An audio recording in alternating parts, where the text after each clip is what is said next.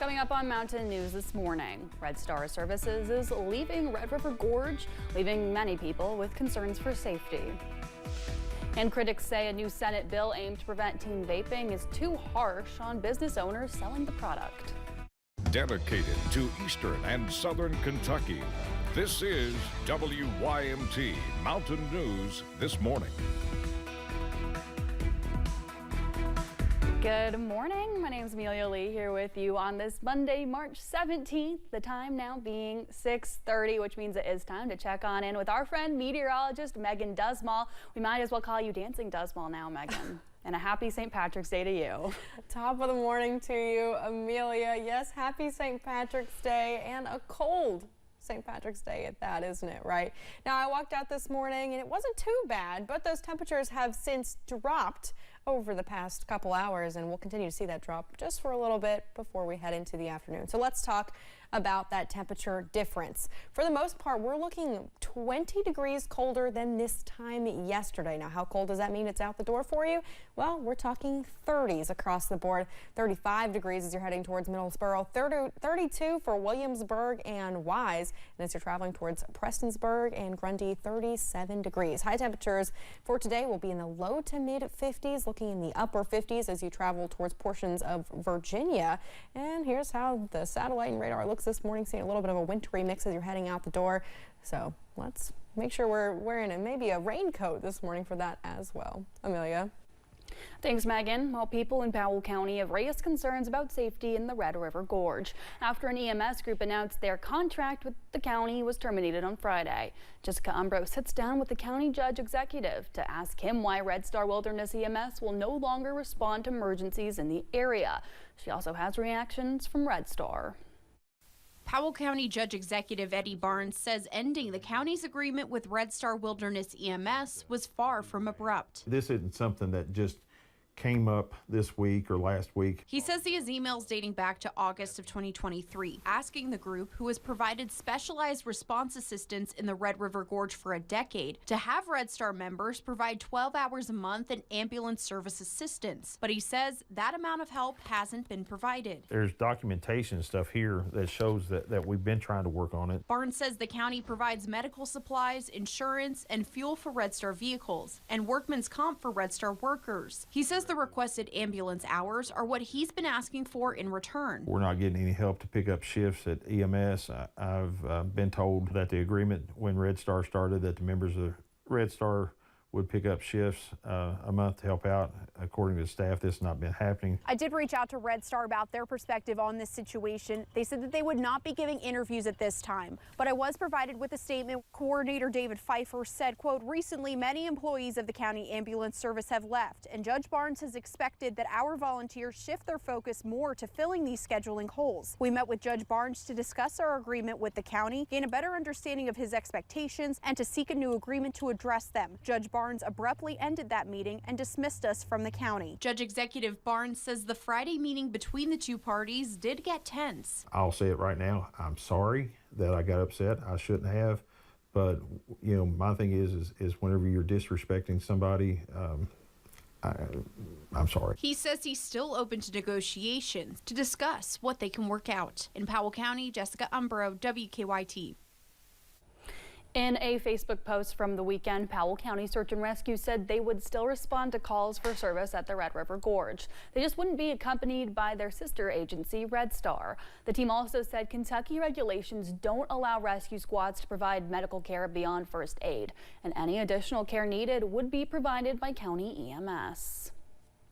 Well, we have more details about a shooting that we first brought to you last week. Friday night, the Laurel County Sheriff's Office responded to a shooting off Burnett Road that's about 7 miles south of London. After arriving, they found Carol Rich dead from multiple gunshot wounds along with a gun at the scene. Her daughter, Brianna Rich, is charged with murder. Last month, Kentucky State Police arrested a man after reports of sexual abuse and rape. KSP were called to help on the case in the West Liberty community of Morgan County. Officials say they spoke with two girls after arriving. The interview led to the investigation and arrest of 56-year-old Timmy Keaton. He is facing charges of incest, rape, and sexual abuse. In Bell County, 2 people are in jail after police recovered some items that were stolen. Middlesboro police made the arrest last Thursday in connection with a series of burglaring targeting storage units. After pulling over Kristen Moses, police found several stolen items in connection to their investigation. Police also learned that James Ivy was a convicted felon who had a firearm. A man and a woman are behind bars after leading police on a chase in Clay County. It happened Wednesday when police were patrolling Jacks Branch Road. That's when they noticed a vehicle driving fast. James Flannery eventually stopped and police found he had a suspended driver's license. Police found drug paraphernalia on the passenger, Francis Rose. Flannery and Rose were taken to the Clay County Detention Center. A bill that looks to make it harder for retailers to sell vaping products to children in Kentucky now awaits the governor's signature. Senate Bill 100 would give investigators with the Department of Beverage Control the authority to inspect any premise where alternative nicotine, tobacco, and vaping products are sold without obtaining a search warrant. Fernando Garcia, Francis Cheney reports. Senate Bill 100 is targeted at addressing what is not a problem, but a pandemic in the Commonwealth. The pandemic Kentucky Youth Advocates Executive Director Terry Brooks is talking about is the number of kids and teenagers vaping in Kentucky. Senate Bill 100 looks to diminish those numbers. The bill would create the Division of Tobacco, Nicotine, and Vapor Product Licensing within the Department of Beverage Control. It also would require retailers that sell any nicotine products to be licensed, subject to compliance checks, and establishes penalties for retailers that sell these products without a license. Retailers are going to get those surprise inspection visits, and they're not just going to be looking at who are you selling beer or cigarettes to. They're going to be watching how you manage, how you sell vape products. Results from an annual survey from the U.S. Food and Drug Administration show 1.63 million young kids across the country say they use e-cigarettes. Brooks says the Kentucky Youth Advocates hear constantly from school principals saying their students vape in school. And while he recognizes this bill wouldn't solve the entire issue around vaping, he says it at least gets the ball rolling. It is an important step forward, and we need to seize steps as they come to make a difference for kids. If the bill is signed into law by Governor Andy Beshear, Kentucky will join 40 other states who have similar programs preventing retailers to sell vaping products to kids and teenagers. A group of Kentuckians are fighting to save a historic church. The owner of St. Paul's German Evangelical Church in Louisville made plans to demolish it and develop a hotel on that land. The church was built in 1906 and added to the National Register of Historic Places in 1982. On Friday, people gathered outside the church with signs asking the owners to preserve it. You're not just buying a piece of property, you're really signing up to care for this property throughout the time you own it, because we will be gone, these buildings will stay, and so we have to preserve them so that they remain for future generations. The owners of the property say they're working with Louisville officials on the demolition plan and are reevaluating plans to build a hotel at the site. Well, it was a special weekend for some of our neighbors to the south. Dollywood welcomed season pass holders for a special preview day before opening to the public. Guests got an incredible surprise when Dolly showed up for the event. It was Dolly's first public appearance since the death of her husband, Carl Dean, earlier this month. Dolly took a moment to thank people for the support she's received from across the world. He would want me to be working today. I expect to be working, so anyway, I just wanted you to know that, of course, I will always love him, and I'll miss him, but I want you to know that I will always love you.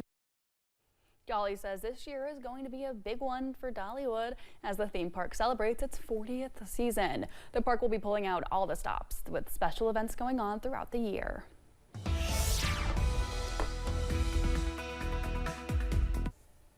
We're seeing a little bit of that wintry mix this morning, highlighted in blue, which is not very St. Patrick's Day of today. We do see some green, of course, though, as we're traveling a little bit more towards the north. We're seeing a little bit warmer temperatures. Here's a look at what you can expect outside your door, mainly sitting in the 30s across the area. Seeing 32 for Williamsburg and Wise, and as you're traveling a little bit towards the north, that's when you're seeing those warmer temperatures in the upper 30s, 37 for Ashland, Prestonsburg, and 36 as you go to Moorhead. Now this afternoon, temperatures will be warming up, but not by too much. We're really going to be sitting in the low to mid 50s for today, looking in the mid to upper 40s for Wise and Clintwood. The good news is we do have a little bit of that sun popping up as we're heading into the afternoon, which will maybe make it feel a little bit warmer, right? Here's a look at those next couple hours as you head off to that bus stop this morning. Those temperatures will be in the upper 30s. We'll have those cloudy skies, and again, that really small chance to see some wintry mix outside your door. And by the time you're heading home, those temperatures will warm up into the mid 40s with mostly sunny skies, and the highs for today again in the low to mid 50s with sunny skies. Amelia. Thanks, Megan, and thank you for joining us at 6:40. Still to come on Mountain News this morning. While writing a check might seem outdated, scammers love to pay close attention to an old way to commit fraud.